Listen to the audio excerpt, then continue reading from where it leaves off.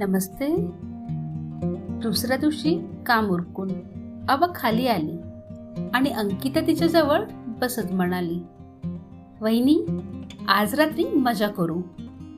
आबा कपाळावर आलेला घाम पुसत म्हणाली, तुमचं डोकं ठीक आहे ना? सासूबाईकडून मला मार खायला लावायचा आहे का? अंकिता हसत म्हणाली, वहिनी, आज सगळे कोणाच्या तरी रिसेप्शनला जाणार आहेत. मी बरं नाही असा बहाणा करते आणि तुमच्या बरोबर इथे थांबते. आबा उदास होऊन म्हणाली, माझ्यामुळे तुम्ही एन्जॉय का करणार नाही? तुम्ही जा रिसेप्शनला, छान वाटेल. अंकिता आबाकडे पाहत म्हणाली, का तुम्हाला नाही वाटत जावंसं? आबा तिच्या हातावर हात ठेवत म्हणाली, मला खरंच इच्छा होत नाही अंकिता. आता रंगहीन आयुष्य हेच माझं भाग्य असेल तर मी त्यातच खुश आहे. अंकिता उठून म्हणाली, खुश नाही आहात, तडजोड करताय. दोन्हीमध्ये खूप फरक आहे.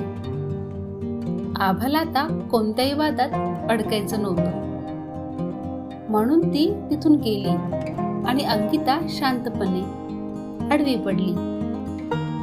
म्हणजे सगळ्यांनाच वाटेल की तिला बरं नाहीये. ती आडवी पडली तर तिला परत अन्वयचा चेहरा आठवत होता. हातांनी चेहऱ्यावर असलेलं रक्त पुसत त्याचं जवळ येणं जेव्हा अंकिताला आठवलं तेव्हा तिच्या अंगावर शहारा आला.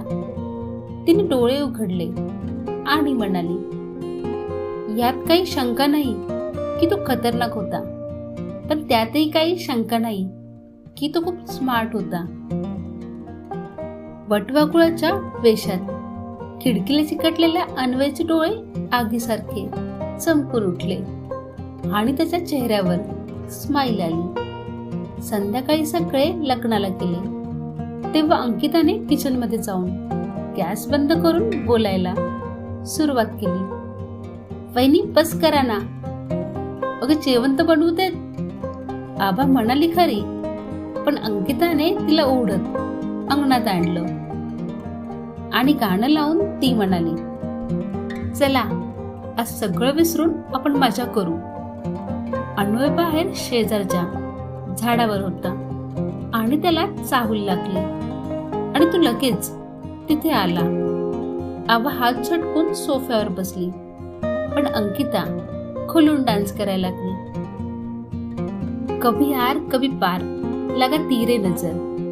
अंकिताला सारखी सारखी अन्वयच्या आग ओकणाऱ्या डोळ्यांची आठवण येत होती आणि अन्वय अंकिताला जबरदस्त डान्स करताना पाहून वेडा होत होता. त्याला वाटत होतं की आभाला गायब करून तिच्या जागी यावं. अन्वय जसे तसे पंख उघडायला लागला ते पाहून आनियाने त्याला भिंतीला चिकटवलं आणि त्याला थांबवत म्हणाली, तू तिच्यात जर जास्त इंटरेस्ट घेतोयस, जो विचार करतोयस तू तो विचारतच राहू दे, त्याच्या पुढे जायचा प्रयत्न करू नकोस. अन्वय उपहासाने हसला आणि म्हणाला, आनिया, मला वाटतो की तू माझ्यावरती जळती आहेस. तुझ्यासाठी पण कोणीतरी शोध आणि मला त्रास देणं बंद कर.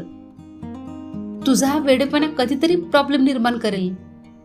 आनिया डोळे मोठे करत म्हणाली. अन्वयने तिला दूर सारलं आणि तो म्हणाला, उगाच डोळे मोठे करून माझ्यावर चिडण्यापेक्षा असा कोणी शोध जो तुझे डोळे बघून घाबरेल किंवा तुझ्या डोळ्यात हरवून जाईल. आनिया त्याच्यावरून नजर हटवत म्हणाली, मी तिच्या आठवणीतून कालची स्मृती घालवून टाकते. अन्वय परत उपहासाने हसला. तिच्या मनामध्ये माझा विचार कोरला गेला आहे, ज्याला ती तिच्या आठवणीतून पुसू शकत नाही आणि तू सुद्धा नाही. भविष्याबद्दल काही विचार केला आहेस की नाही? आनिया वैतागून म्हणाली. अन्वय छतावर गेला आणि त्याच्या रूपात येऊन म्हणाला, ती उद्याची काळजी करून आज वाया घालू शकत नाही. मला ती आवडली आहे आणि मला ती माझ्या मिठीत पाहिजे. आनिया त्याच्या मागे छतावर आली आणि तिच्या रूपात आली. गोरीपान सोनेरी केस असलेली मुलगी होती आनिया.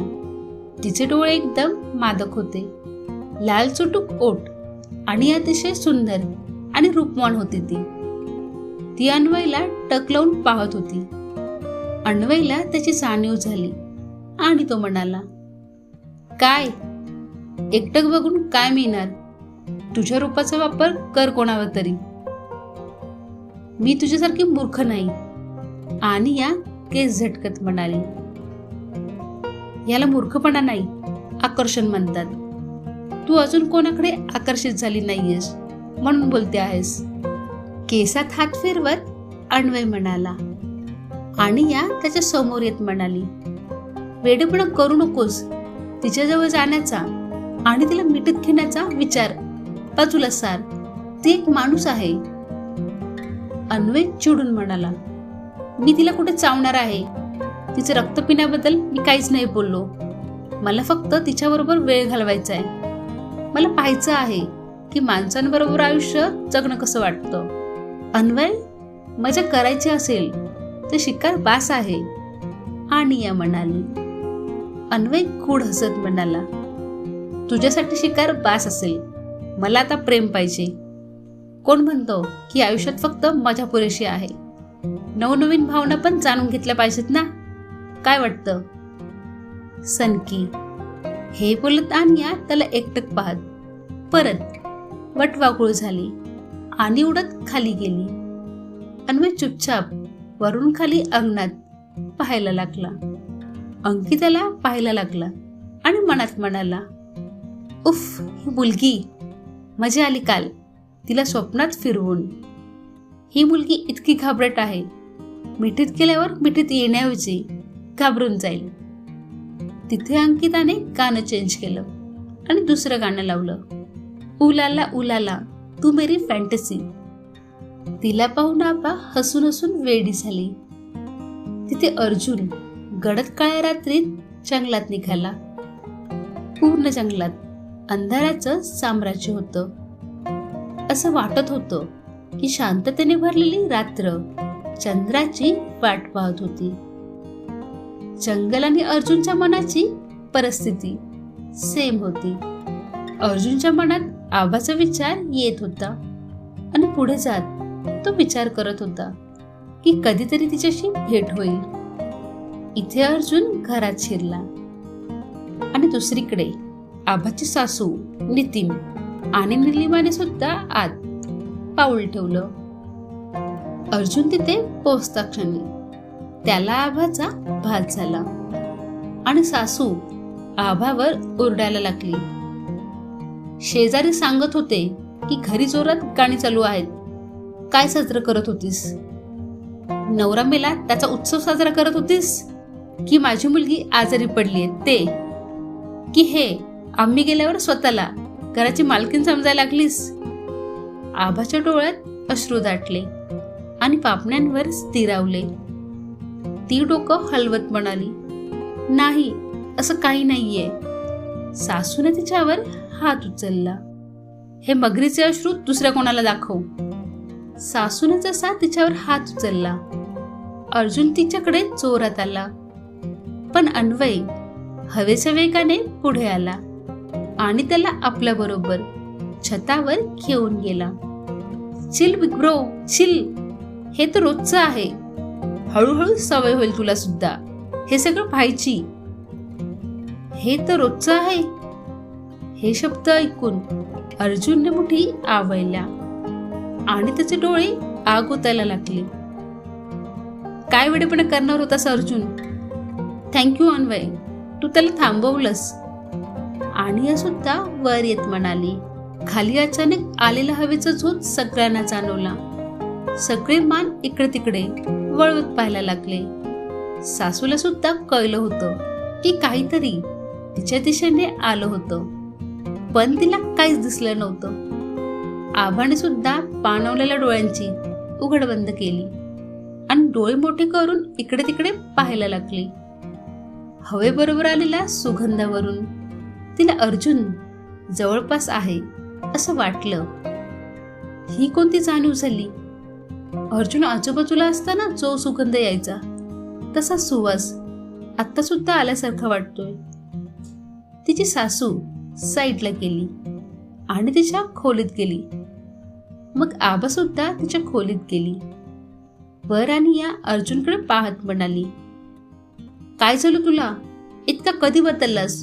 तू तर एकदम शांत होतास. कशाचाही परिणाम नाही व्हायचा तुझ्यावर. मग आज एकदम असं का वागलास? अर्जुनने दोघांकडे पाहिलं आणि आपल्याकडे एकटक पाहणाऱ्या अन्वयला आपला हात दाखवला आणि मग अन्वय हसत बोलायला लागला, उप्स, माइंड वाचून द्यायचं नाहीये? काही खास कारण?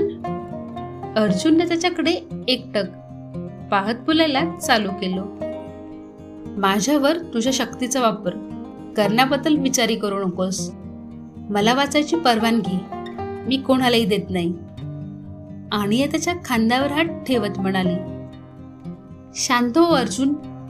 मी तुला इथली परिस्थिती सांभाळायला बोलवलं होतं आणि तूच इथे आपल्या सीमा तोडतोयस. जगात अशा कितीतरी गोष्टी रोज दिसतात. अच्छा, तू जरा जास्त सेन्सिटिव्ह आहेस तर गाडीच्या खाली येणाऱ्या कोणाला तरी वाचव. पण आता तू तिच्याजवळ का गेलास हे मात्र कळतच नाहीये. एका थोबाडीत मारल्याने ती मुलगी मरणार तर नाही ना की तू तिच्यासाठी? आणि या बास. अर्जुन तिचं बोलणं मध्येच तोडत म्हणाला, आणि ते पाहतील त्याच्या आधी हवेच्या वेगाने उडून गेला. तर मित्रांनो, उर्वरित कथा पुढील भागामध्ये येईल. तर हा भाग तुम्हाला कसा वाटला हे कमेंट्स मधून जरूर सांगा. आणि अजून तुम्ही चॅनलला सबस्क्राईब केलं नसेल तर प्लीज सबस्क्राईब करा. कथा पाहण्यासाठी खूप खूप धन्यवाद.